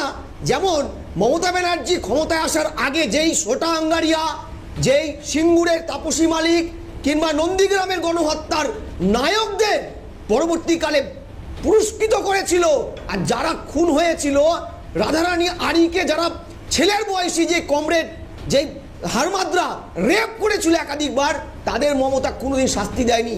শাস্তি দেয়নি লক্ষণ শেঠকে, শাস্তি দিয়েছিল। ভুল প্রমাণিত হয়েছিল কি? আমার প্রশ্নটা এখানে গিয়ে যে এখানে এফআইআর করার নির্দেশ ছিল কমিশনের সুপারিশে, যে এই তৎকালীন মহাকরণ কিংবা লালবাজার যে তথ্য প্রমাণাদি দেয়নি কমিশনকে, কমিশন তাদের বিরুদ্ধে এফআইআর করতে বলেছিল। তখন কে ক্ষমতায় ছিল? জ্যোতিবাবু। তখন ছিল মমতা ব্যানার্জি ক্ষমতায়। তাহলে এফআইআরটা কেন করা হয়নি? বরং সেই সময় বুদ্ধবাবু সংস্কৃতি মন্ত্রক সামলাতেন, তার সাথে এই খুনের এই নির্দেশের কোনো সম্পর্ক ছিল না। তিনি যখন 44 জনের মধ্যে একজন সাক্ষী দিতে এসেছিলেন, তিনি বেরিয়ে এসে কি বলেছিলেন? 26/2/2014 যে তথ্য প্রমাণাদি মহাকরণ বা কালি দেয়নি, মহাকরণ কিংবা লালবাজার, তাহলে এটার জন্য তো একটা কমিশন বসানোর কথা ছিল। কেন মমতা ব্যানার্জি বসায়নি? বাস্তবে মমতা ব্যানার্জি তথ্য প্রমাণাদি দেয়নি বা এই রিপোর্টটাকে বাইরে আনেনি নিজেকে বাঁচাতে। কারণ সেদিন এই জমায়েতের নিরীহ মানুষগুলোকে তিনি নিয়ে গিয়েছিলেন সম্পূর্ণ জাতীয় রাজ্য কংগ্রেসের অর্ডারকে উপেক্ষা করে, শৃঙ্খলাকে উপেক্ষা করে। আমি পরিষ্কার বলছি। দ্বিতীয়, সেদিন যদি রিপোর্টটা বেরোতো, শুধু মনীশ গুপ্ত ফাঁসতেন না, মমতা ব্যানার্জি বকলমে ফাঁসতেন, হ্যাঁ, বকলমে মমতা ব্যানার্জি ফাঁসতেন। একদম। এটা ছিল তার প্রথম সরিয়ে। তিনি মনীশ গুপ্তকেও বাঁচাতে যাননি, তিনি নিজেকে নিজেকে বাঁচাতে বাঁচাতে চেয়েছেন। চেয়েছেন। নিজেকে বাঁচিয়েছেন। দেবাশিস, একটা কথা নিজেকে বলি, ছাড়া কাউকে সব না। আচ্ছা, সামনে এসে যেত। রাজীব কুমার সারদার নথি গায়েব করেছিল, তার জন্য তাকে শাস্তি দিয়েছিল মমতা। রাজীব কুমার ছিল বুদ্ধবাবুর স্পাই। মমতা ব্যানার্জি নিজে বলেছে, আমার ফোন ট্র্যাক করছে, আমার দলের ফোন ট্র্যাক করছে রাজীব কুমার বুদ্ধবাবুর নির্দেশে, আমি ক্ষমতায় আসলে তাকে শাস্তি দেব। ক্ষমতায় এসে রাজীব কুমারকে কি করেছিল? পুরস্কৃত করেছিল। সারদার নথি লোপাটের জন্য রাজীব কুমারকে রাজ্যসভায় পুরস্কৃত করে পাঠিয়েছিল। আর তাপসী মালিক, যার নাবালিকা কন্যাটাকে ধর্ষণ করে জীবন্ত পুড়িয়ে মেরেছিল, সেই তাপসী মালিকের বাবাকে টিকিট না দিয়ে দল থেকে তাড়িয়ে দিয়েছিল। অর্থাৎ মমতা ব্যানার্জি নিজের কথা রেখেছিল, রাজনৈতিক সিঁড়ি তৈরি করেছিল শহীদদের, এবং যাদের জন্যই শহীদরা এই সাফার করছে তাদেরকে পুরস্কৃত করে দলে বড় আসন দিয়েছিল। মমতা ব্যানার্জি কিন্তু রাজনৈতিকভাবে কারোর সাথে বিশ্বাসঘাতকতা করেনি, কারণ এটাই তার নেচার, এটাই তার নেচার। মানে বাইবর্ন নেচার আপনি By বলছেন। born আমি nature এটা। ঝন্টুদা, আমি আসবো এরপর অনেক কথা উঠে আসবে। আমি বিরতির পরে যে আপনি যে জায়গাটা বললেন, আমি প্রদীপ্তদাকে বলবো যে আপনার মনীশ গুপ্তকে নয়, বরঞ্চ নিজেকে বাঁচানোর জন্য মমতা বন্দ্যোপাধ্যায় ফাইল ধামাচাপা দিয়েছিলেন, যেটা এই প্রথম। আমরা এতদিন ধরে টিভি মিডিয়ায় রয়েছে কমিশনের রিপোর্ট, শুভেন্দু অধিকারী যেটুকু বলেছেন সেটুকু আমরা গত পরশুদিন বিধানসভায় তার স্পিচে আমরা জানতে পেরেছি। আমরা আসবো কি বলবেন প্রদীপ্ত মুখোপাধ্যায় বিস্তারিত এই বিষয়ে, তারপর অবশ্যই রাজীব বাবুর কাছে, দীপঙ্করদার কাছেও আসবো। একটা বিরতির পর আজকের প্যানেল খানিকটা এক্সটেন্ডেড হচ্ছে। যারা আমাদের দর্শক রয়েছেন আমাদের সঙ্গে থাকবেন, অবশ্যই আলোচনার আরও গভীরে আমরা যাওয়ার চেষ্টা করব। সঙ্গে থাকুন।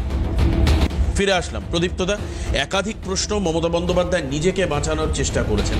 আমি অন্যান্য কর্তব্যে গাফিলতি বা কৃতজ্ঞতাহীনতা, আমি সেই প্রসঙ্গে আসছি না, কিন্তু 21শে জুলাইয়ের 93 সালের এর তদন্ত হলে উনি নিজে ফেঁসে যেতেন, ঝন্টুদা বলছে। এই কিছুক্ষণ আগে আমরা বিভিন্ন তথ্য পেয়েছি, যেখানে মাননীয় মুখ্যমন্ত্রী শুভেন্দু অধিকারী বলেছেন যে বিহারে কি সাজা হয়েছে, মোদিজি এসে কোন সাজা দিয়েছেন। তার মানে একথা সত্যি। আমি কোনো রকম ইতিহাস চর্চায় না গিয়ে বলছি যে ঝন্টুদা যে তথ্যগুলো দিলেন, একজন সম্মানীয় অধ্যাপক, সেই তথ্যের সত্যতা নিশ্চয়ই ওনার কাছে আছে। এক নম্বর, একদম। সেই সত্যতার কনটেক্সটে আমি এখানে রাজীব বাবু আছেন, আমি রাজীব বাবুর সঙ্গে নিজে পার্টি হতে চাই। আমার এইটা মার্ক করবেন, হ্যাঁ, নিজে পার্টি হতে চাই রাজীব বাবুর সঙ্গে। আমি তৃণমূল যখনই করি না কেন, কিন্তু পার্টি হতে চাই, রাজীব বাবুর সঙ্গে থাকতে চাই।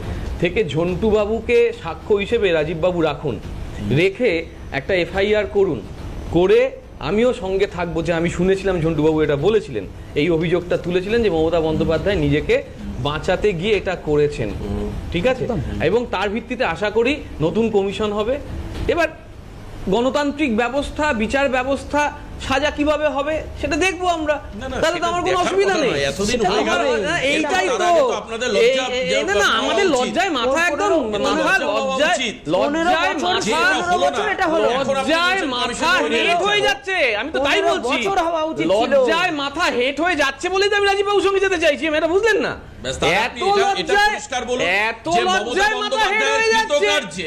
আরে বাবা, আপনি প্রমাণ করবেন তো? তাহলে সুশান্ত ঘোষ এতদিন জেলে ছিলেন, 2001 সাল থেকে বা তৎপরবর্তী সময় যুবর সভাপতি হিসেবে মাননীয় আমাদের মন্ত্রী ছিলেন, ট্রান্সপোর্ট মিনিস্টার, আমাদের এমপি ছিলেন, কাউন্সিলর ছিলেন, তারপর তিনি হয়েছেন আমাদের বর্তমান মুখ্যমন্ত্রী, যাকে দিলীপ ঘোষ বলেছেন প্রাক্তন তৃণমূলী। তিনিও ওই সভা পরিচালনা করেছেন, ওই 21শে জুলাইয়ের সভা, যে সভায় উনি ছিলেন দীর্ঘদিন। তাহলে তিনিও জানবেন যে কি কি ঘটেছে বা ঘটেনি।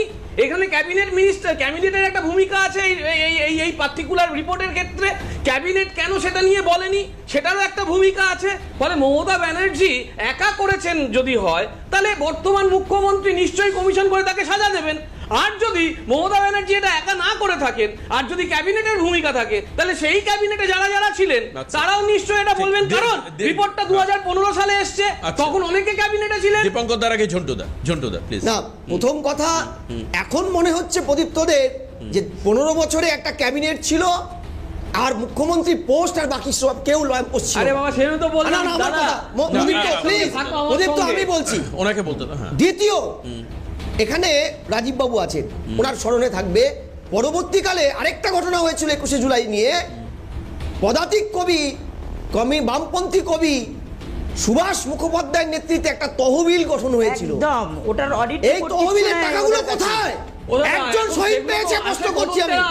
এটা কেউ বলে না, বলো যে কোথায় গেল টাকাগুলো? বন্দ্যোপাধ্যায় নিজেকে বাঁচাতে তদন্ত কমিশন একদম রিপোর্ট পাস করেননি। এবার আমি প্রথম তুমি আমার ব্যাখ্যায় সঙ্গে আসছি। যাবে তো দাদা? এবার প্রথম ব্যাখ্যা তুমি আমার সঙ্গে কেন যাবে তো উনাকে আদালতে বাঁচাতে একটা appeal করতে? কেন উনি বাঁচাতে একটা appeal করতে নিজেকে যাবে বাঁচাতে তো? শোনো এবার আমি শোনো, কারণ শুনবো না। এবার তুমি শোনো। স্টেটমেন্ট করেছো, একদম তুমি স্টেটমেন্ট করেছো যে আমি উনি statement বাঁচাতে করেছি। বাঁচাতে করে তুমি একটা পেপার দেখে স্টেটমেন্ট একদম। করছো। আমি তুমি এখনো paper বলছি দেখে উনাকে statement বাঁচাতে উনি করছো করেছেন। দাদা। উনি নিজেকে বাঁচাতে করেছেন। আমি এখনো বলছি এবং স্টেটমেন্ট আমি এখনো বলছি উনাকে বাঁচাতে তুমি রাজীব বাবুর হাতে তুলে উনাকে দেবে, বাঁচাতে যাতে রাজীব বাবু কালকে গিয়ে এফআইআরটা করতে পারেন। 20 তারিখ হয়েছে এই ঘোষণা, আজকে 22 তারিখ, রাজীব বাবু এখনো এফআইআর করতে পারেনি বা করেছেন আমি জানি না।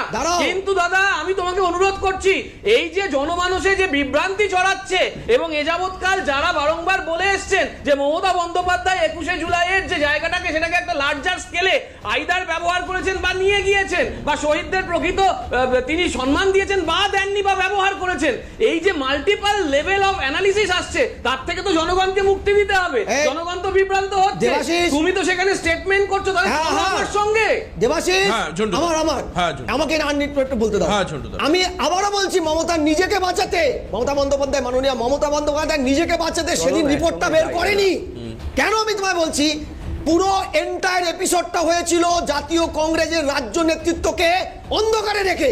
সোমেন মিত্র তখন সভাপতি, তিনি ছিলেন না রাজ্যে। আমার কথা নয়, মিলিয়ে নেবেন আর্কাইভ। দ্বিতীয়, সেদিন পুরো মবটা যখন ওখানে গিয়েছিল, তারা মদ্যপ ছিল না গুন্ডামি করেছিল, এই সমস্ত তথ্যাদি কে দিয়েছিল? তার মন্ত্রী, তার পরবর্তীকালের মন্ত্রী। তৃতীয় প্রশ্নটা এখানে সিরিয়াস, যে 44 জন এই অধিকাংশই এই মবের সেই দিনের শহীদ হওয়ার জন্য রিলেটেড ছিল না। মদন মিত্র, সুব্রত মুখোপাধ্যায়, কিরণময় নন্দ সোশ্যালিস্ট পার্টির মৎস্যমন্ত্রী ছিল প্রত্যেকে, এমনকি মানে সাংস্কৃতিক মন্ত্রী তৎকালীন বুদ্ধদেব ভট্টাচার্য, যাকে তৃণমূলের নেতারা মদন মিত্র বারবার বলতেন, তার নির্দেশে নাকি গুলি চালানো হয়েছিল, তারা সবাই সাক্ষী দিলেন। মমতা ব্যানার্জি কেন সাক্ষী দিলেন না, যিনি কাণ্ডারি ছিলেন মুখ্য? আমি আবারও বলছি, তিনি নিজেকে বাঁচাতে কোন মন্ত্রী নয়, তথ্যটাকে চেপে গিয়েছিলেন। আরেকটা লাস্ট কথা দিবাসী, 13টা কমিশন বসেছিল মমতার, 13টার মধ্যে 3টা কমিশন জেনারেল দেখেছে, আর বাকি 10টা কমিশন কোথায় গেল? প্রদীপ্ত বাবু এখানে উত্তর দিয়ে যাক।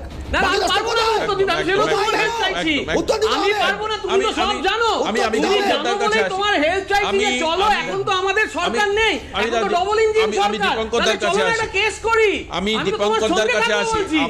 আমার কথা হচ্ছে যে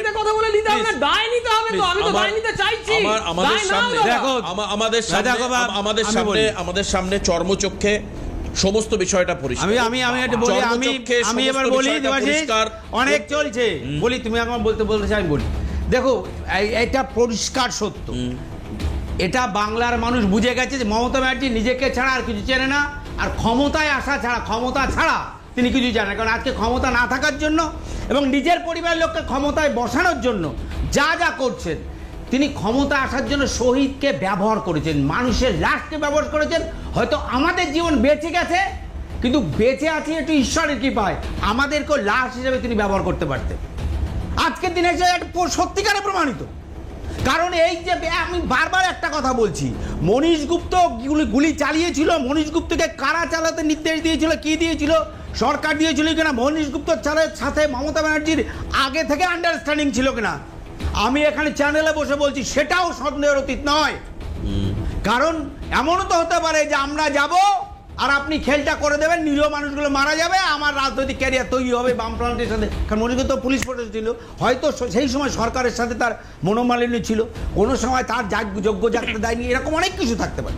কিন্তু আমার কথা হচ্ছে কি, যেটা ঘটলো, যেটা সামনে এলো, সেটা যখন প্রকাশিত হলো না, এবং যিনি প্রধান, যার নেতৃত্ব হয়েছিল, তিনি কেন তিনি সাক্ষ্য দিতে যাননি? ঠিক। এই যে সাক্ষ্য দিতে না যাওয়া, মনীশ গুপ্তকে তুলে এনে তাকে পুরস্কৃত করা, এর ভিতরে কি মনে হয় না দুজনের মধ্যে আগে থেকেই কোনো যোগাযোগ ছিল, যেটা আমাদের মতন নিষ্পাপ কর্মীদের জীবন গেল? ঠিক ঠিক। শুধু মমতা ব্যানার্জির কথা শুনে, শুনুন, ঠিক নয়, আপনি ঠিক বলছেন, মোটেই ঠিক নয়। মমতা ব্যানার্জির কথা শুনে কত বাংলার যুবকরা আত্মহত্যা দিয়েছে। মমতা ব্যানার্জির এই আন্দোলন করতে গিয়ে কত পরিবার আজকে পুত্র সন্তান হারিয়েছে, কত স্বামী ছাড়া হয়েছে, কত লোকের তার জীবন চলে গেছে এবং পরিবারগুলো ধ্বংস হয়ে গেছে। মমতা ব্যানার্জি একটাও খোঁজ নাই। যাদের পরিবারের কাছে গেছে তারা জানে কতটা দুঃখের, কতটা বেদনার, কতটা লাঞ্ছনার। আমি বলতে পারি, আমি নাম নিয়ে নিয়ে বলতে পারি এই জেলা। আমি বলি, শুনুন, হিঙ্গলগঞ্জের কালীপদ মণ্ডল, তার খোঁজ দেখেন। এই মমতা ব্যানার্জির কথা শুনে আন্দোলন করতে গেছে। আমি বলি বারাসাতের আন্দোলন, বারাসাতে তার পরের বছরই আন্দোলনে, বারাসাতে আন্দোলন, তার পরিবার, এই যে আমাদের গোবিন্দ ব্যানার্জি, তার পরিবারকে কিচ্ছু করেনি। কিন্তু এই আন্দোলন শুধুমাত্র মমতা ব্যানার্জির ওই যে তার ভোকাল টনিক, চলো সিপিএমকে হটাই, সিপিএম সব শেষ করে দিল, তাকে হটাতে হবে, এই যে বাংলা জীবনে চাকরি দিতে হবে, এই দিতে হবে, দুর্নীতি, তার যুব সমাজ ভেবেছিল উনিই মেসিয়া। কিন্তু পরে দেখা গেল ক্ষমতা ছাড়া আর মিথ্যাচার ছাড়া, সততার প্রতীক, আজকে সততার প্রতীককে তুলে দিয়ে শুধুমাত্র ভাইপো প্রতীক করে আজকে ক্ষমতায় টিকে থাকার চেষ্টা করে। প্রতিটা জায়গায়, একটা জায়গায় একটা সেকেন্ডের জন্য এটা যদি অস্বীকার করে, যারা আজকে সেই দিন মমতা ব্যানার্জির কথা শুনে রাস্তায় নেমেছিল, প্রতিটা পরিবার তারা জীবন দিয়ে আজকের এই সত্যতা প্রমাণিত হয়েছে যে তাদেরকে ব্যবহার করে, শুধুমাত্র ব্যবহার করে ছোট্ট কমেন্ট, যে এনসিপিআই এর যে 20 জন সাংসদ গেছেন, এই যে ব্যবহার করে শহীদদের বলা হচ্ছে না, বিজেপিরও 56 জন শহীদ হয়েছে শুধু 2021 সালের ভোটের পরে। তাদের সঙ্গে না, আমি বলছি 2021 এর পরে পার্টিকুলারলি। আজকে শুভেন্দু বাবু, আমি 18 সালের কথা বলবো না বাবা, 18 সাল বললে আমাকে কোন দিন কোথায় নিয়ে যাবে। 18 সালে 5টা জেলার দায়িত্ব কে ছিল খোঁজ নাও। এখন সেখানে মুশকিল হয়েছে, সেখানে নিয়ে তো আলোচনা করা যাবে না। যেটা করতে হবে 20 সালের পরে করতে হবে, সেটা বলা আছে। সেইখানে যারা সাংসদরা ছিলেন, সেই সাংসদরা 20 জন মানে হচ্ছে 140 জন বিধায়ক। তাহলে বিজেপির 56 জন শহীদ, তাদের কি বিজেপি ব্যবহার করছে না পরবর্তী বিল আনার জন্য 20 জনকে এনসিপিআই তে নিয়ে গিয়ে? ফলে আদর্শের কথা এখানে না বলে বিজেপি নিয়ে গেছে কে বললো তোমাকে? সেটা তো বিজেপি তারা বলছে আমরা এনসিপি। দাদা আমি একটা বিরতি নিয়ে নিই, তোমাদের ঘরে উপরন্ত বিজেপি নিয়ে গেছে। দাদা দীপঙ্কর দা, একটা বিরতি নিয়ে নিই। তবে কোনো একটা জায়গায় যেন ছবিগুলো মিলে যায়। দেখুন 93 সাল আর 2024 সাল কিভাবে মিলে গেল। এই যে মনীশ গুপ্ত যার কথা বলা হচ্ছে, তিনি স্বরাষ্ট্র সচিব, অর্থাৎ আরো ক্লিয়ার করে দিই, পুলিশ দপ্তরের সচিব। স্বরাষ্ট্রমন্ত্রী যে থাকে তার সচিব মানে পুলিশ দপ্তরের সচিব। গুলি চলতে গেলে বা চালাতে গেলে তার নির্দেশে একটা গুরুত্বপূর্ণ ভূমিকা আছে। তিনি বলছেন যে তিনি পরবর্তীকালে টিকিট পান, তৃণমূল কংগ্রেসে যোগদান করেন, টিকিট পান, মন্ত্রী হন, বিদ্যুৎ মন্ত্রী হন এবং পরবর্তীকালে রাজ্যসভায় যান। এটা একদম সবাই পরিষ্কার, খানিকটা প্রাইজ দেওয়ার মতো, গিফট দেওয়ার মতো। আবার 24 আমি কেন বললাম, 24-এ দেখুন অভিযোগ উঠলো আরজিকর ঘটনার পর, সন্দীপ ঘোষ, তিনি হচ্ছে প্রিন্সিপাল কলেজের, তার এগেনস্টে 24 ঘন্টার মধ্যে সেই সন্দীপ ঘোষকে প্রাইস পোস্টিং দেওয়া হয়েছিল। আপনাদের মনে আছে আজ? একদম প্রাইস পোস্টিং একদম উল্লেখ করে দেওয়া হয়েছিল, এই কোডটা উল্লেখ, তারপর মিডিয়ার কাছে শব্দটা আসে, কিন্তু উল্লেখ হয় প্রথম সরকারের তরফে যে প্রাইস পোস্টিং করা হয় সন্দীপ ঘোষ। এই সন্দীপ ঘোষ প্রাইস পোস্টিং হলেন, তিনি সরকারি আধিকারিক, তিনি নিজে বললেন যে প্রাইস পোস্টিং হয়েছে ইত্যাদি ইত্যাদি। কাজে খুব মিলে যাচ্ছে যে যারা ঘটনায় অপরাধে জড়িত তারা কি তিরস্কৃত হয় নাকি পুরস্কৃত হয়, আর যারা প্রাণে বাঁচায় তাদের অবস্থা কি হয়, যারা মমতার মুখ দেখে আন্দোলনে যায় তাদের কি অবস্থা হয়ে এসছে। তাদের একজন বড় জ্বলন্ত উদাহরণ রাজীব, আমাদের সঙ্গে রয়েছেন রাজীব বাবু, রাজীব রায়, প্রয়াত শহীদ বিশ্বনাথ রায়ের পুত্র। আমি রাজীবের কাছে আসবো, আবার এই জায়গাটা নিয়ে আসবো যে এবার এফআইআর দায়ের করার বিষয়ে আপনারা কি ভাবছেন, কারণ নতুন মন্ত্রিসভা বলছেন যে আপনারা যদি আবার বিচার প্রক্রিয়া বা তদন্ত প্রক্রিয়ায় যেতে চান এফআইআর করে, তাহলে সরকার তাকে মর্যাদা দেবে, আপনাদের পছন্দকে মর্যাদা দেবে, আপনারা যদি চান। এবং দ্বিতীয়ত 25 লক্ষ টাকার রেকমেন্ডেশন ছিল, এটাও তো আলোচনায় আজকে টেবিলে আসা উচিত, প্রদীপ্তদার বলা উচিত যে কেন বিস্মত খেয়ে মৃত্যু হলে 2 লাখ টাকা দেবো, আমি একটা শহীদ পরিবারকেও একই অঙ্কের টাকা দেব। আমি আরজি করের ক্ষেত্রে বলবো 10 লাখ তো দেওয়াই যেতে পারে। তাহলে কমিশনের রেকমেন্ডেশন কেন শোনা হচ্ছে?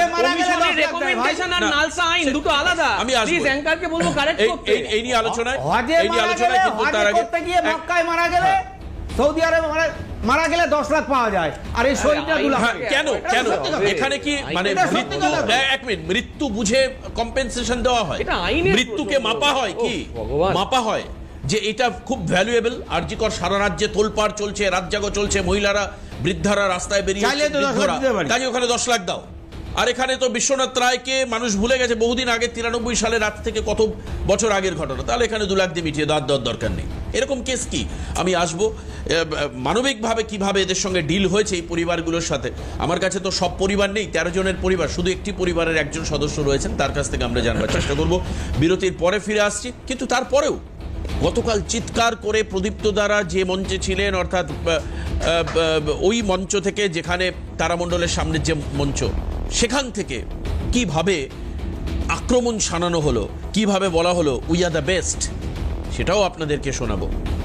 আর কি বলেছেন তার উত্তরে আজকে বাদল অধিবেশনের জবাবি ভাষণে মুখ্যমন্ত্রী, সেটাও আপনাদের শোনাবো।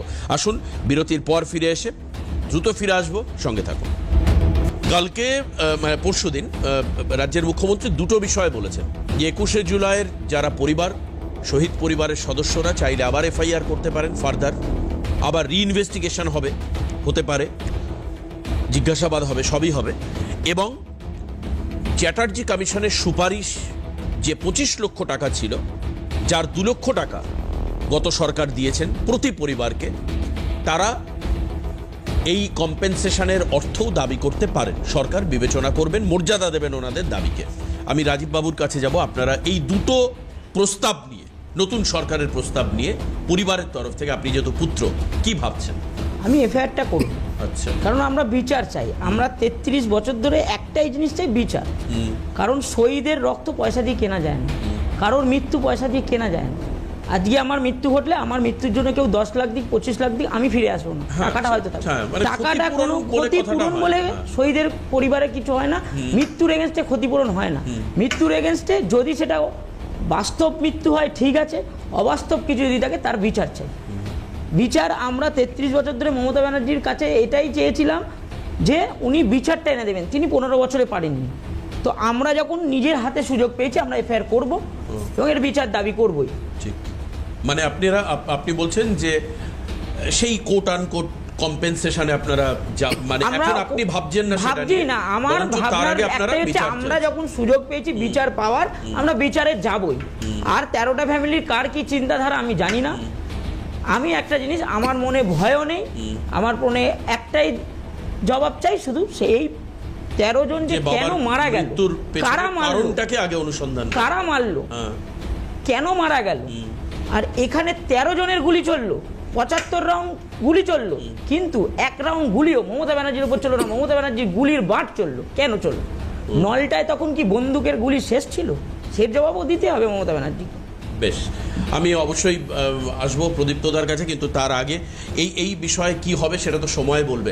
কিন্তু গতকাল মঞ্চে দাঁড়িয়ে তৃণমূল কংগ্রেস অন্ততপক্ষে তারামণ্ডলের সামনে, তারা মানে তৃণমূল কংগ্রেসের নেতৃত্ব যারা, তারা মনে করলেন যে তৃণমূল কংগ্রেস পুনরায় অক্সিজেন পাচ্ছে। তো আসুন অভিষেক বন্দ্যোপাধ্যায়ের বক্তব্য, যাকে নিয়ে সব থেকে বেশি এখন আপত্তি দলের একটা বড় অংশের, সব থেকে বেশি আপত্তি যার, তাকে হাত ধরে প্রায় বলতে পাঠিয়ে দিলেন মমতা বন্দ্যোপাধ্যায়। আর পুরো বক্তব্য তো শোনালে প্যানেল শেষ হয়ে যাবে। বক্তব্যের শেষ দিকে উনি কি বলছেন সেটা একবার শোনায়, একদম শেষের দিকে স্লোগানিং এর সময় শুনবো। অমিত শাহ দেখে যা, আই শুভেন্দু দেখে যা, আই বিজেপি দেখে যা, আই সিপিএম দেখে যা, আই দিলীপ ঘোষ দেখে যা, শ্রমিক বাবু দেখে যা, সিপিএম দেখে যা, আরে অমিত শাহ দেখে যা, শুভেন্দু দেখে যা, যে পারবি দেখে যা।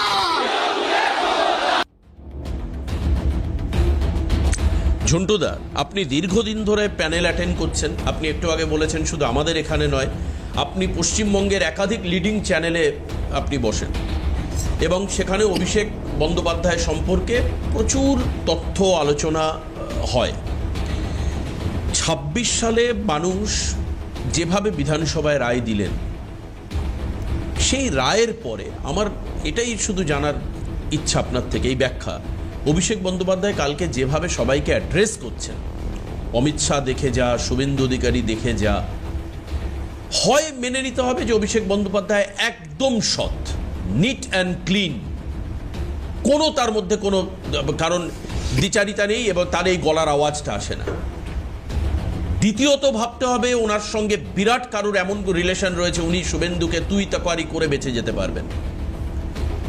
তৃতীয়ত আরেকটা অজানা কারণ আমার কাছে জানা নেই, এই ঔদ্ধত্যের মূল কারণ কি বলে আপনার মনে হয়? দেখো, তুমি তিনটে কারণের ইয়ে করেছো, আমিও তিনটে কারণই বলবো। যে 12 সালে যার অভিষেক্ত হওয়ার পরে মানে যোগ্যতা নেই, একদম পারিবারিক সূত্রে, সোজা সবটা পারিবারিক সূত্র ধরে যিনি অভিষিক্ত হয়ে দলের মিডিল অর্ডার, তৎকালীন জননেতা ভূমি উচ্ছেদ প্রতিরোধ কমিটির ব্যানার থেকে যিনি দলের লিডিং পার্টি আসলেন, শুভেন্দু অধিকারী, সৌমিত্র খান, যাদেরকে স্যাক্রিফাইস করে মমতা এনাকে দলে অভিষিক্ত করলেন এবং দলের স্ট্রাকচারের ভরকেন্দ্রটা তিনি শিফট করে দিলেন। সেই হেন অভিষেক একাধিকবার দুর্নীতি, কিন্তু এই যে বলে না অভিযোগ প্রমাণ হয়নি, এই যে লিপস অ্যান্ড বাউন্স কোম্পানি, তার 126.27 কোটি টাকা অ্যাটাচ হয়েছে। এই লিপস অ্যান্ড বাউন্স কোম্পানির অ্যাক্ট নাম্বার 12 অনুযায়ী যার কি ম্যানেজারিয়াল পার্সন সিও, ইনিও কিন্তু কালীঘাটের কাকুও কিন্তু ছিলেন। একই কোম্পানির ডুফিয়ার ট্রানজাকশনের জন্য কালীঘাটের কাকু প্রথমে জেলে গেলেন, তারপরে বেলে। তাহলে যিনি পরবর্তী সিও হলেন, যিনি তার তিনবার সাংসদ নির্বাচনে প্রথম দুবারই হলফনামায় তিনি একটা প্রফিট মেকিং কোম্পানির সিও জানালেন না, এই কারণেই ওনার এমপি পদটা চলে যাওয়ার কথা। তারপরেও তিনি কিন্তু রক্ষা কবচ নিয়ে থেকেছেন কিংবা কেন্দ্রীয় দলটির বদান্যতায় থেকেছেন। এই কারণে তার কনফিডেন্স লেভেলটা হওয়ার সম্ভাবনা অনেক বেশি। দ্বিতীয়, তোমার কি তুমি তো অনেক দিনের পূর্ণ সাংবাদিক, তোমার কি মনে হয় না যে রাজ্যের তৃতীয় কোনো বিকল্প বিরোধী উঠে আসার আশঙ্কার থেকে বর্তমান রাজ্য সরকার অভিষেক এবং মমতাকে একটা সাইডলাইন তৈরি করে দিচ্ছে? শতদা বিভক্ত তৃণমূল, ডিমাহত, মর্মাহত, আহত, মৃত, ঋত সবাইকে নিয়ে যদি একটা জগাখিচুড়ি বিরোধী হতে পারে, তাহলে তো শাসকেরই ভালো নাকি? তাই এই মঞ্চে যার নামে এতগুলো মামলা, যিনি বারবার বলছেন আমি বিদেশে চলে যাব, গালি খাচ্ছেন, থাপ্পড় খাচ্ছেন হাইকোর্টে, হপকিন্সের ইয়ে দেখাচ্ছেন, যার শালিকাও বিদেশে চলে গেছে আর ফিরেননি, যার ডান হাত বিনয় মিশ্র কোন একটা কি দ্বীপ টিপ কিনে নিয়েছেন, তার নাম চলে এসছে কলা পাচার কাণ্ডে, যার সূত্র ধরে এই অভিষেক এবং তার স্ত্রীকে পর্যন্ত ডাকা হয়েছিল, ইডি ডেকেছিল মানি টেল রিকভার করতে। এগুলো তো নতুন নয়, সব ডেটা আছে। এই হেন ভদ্রলোক এখনো রাজনীতিতে স্বমহিমায় টিকে আছে, ফলে তার পিছনে মোটরদাতাকে জনগণ জানে। আমার মনে হয় দীপঙ্করদার কাছে এরপর যাওয়াটা সব থেকে প্রাসঙ্গিক, কিন্তু আপনি বেশ কিছু ইঙ্গিত দিয়েছেন, কিন্তু আমি আজ মুখ্যমন্ত্রী কি বলেছেন বিধানসভায় দাঁড়িয়ে জবাবি ভাষণে একবার শুনিয়ে নিই, তারপর আমি দীপঙ্করদার কাছে যাব। কি বলেছেন আজকে শুভেন্দু অধিকারী, একবার শোনাই আপনাদের, শুনুন। এই সরকার ভদ্র আছে বলে না এখনো এরকম প্যান্টের পকেটে হাত ঢুকিয়ে ওই হিরো কায়দায় 2000 লোকের সামনে হাত নাড়তে নাড়তে আপনাকে আমি বলে গেলাম, ওই ছোড়াকে প্রতিষ্ঠিত চোর, ওকে আমি বলে গেলাম ভিতরে থাকবেন কি বাইরে থাকবেন ভবিষ্যৎ বলবে, যেখানেই থাকুন ডায়মন্ড হারবারে লড়ুন। 40% মুসলিম ভোট আছে, তারপরেও আপনাকে যত ভোটে জিতেছেন তত ভোটে যদি হারাতে না পারি মিলিয়ে নেবেন আপনি। আচ্ছা দীপঙ্কর দা, আমার আপনার কাছে জাস্ট একটা প্রশ্ন, যে রাজ্যের মুখ্যমন্ত্রী গণতান্ত্রিক লড়াইয়ের কথা বলছেন, কিন্তু অলরেডি যদি অভিষেক প্রুভড হয়ে যায় যে তিনি দোষী, তাহলে কেন গ্রেপ্তারি নয়?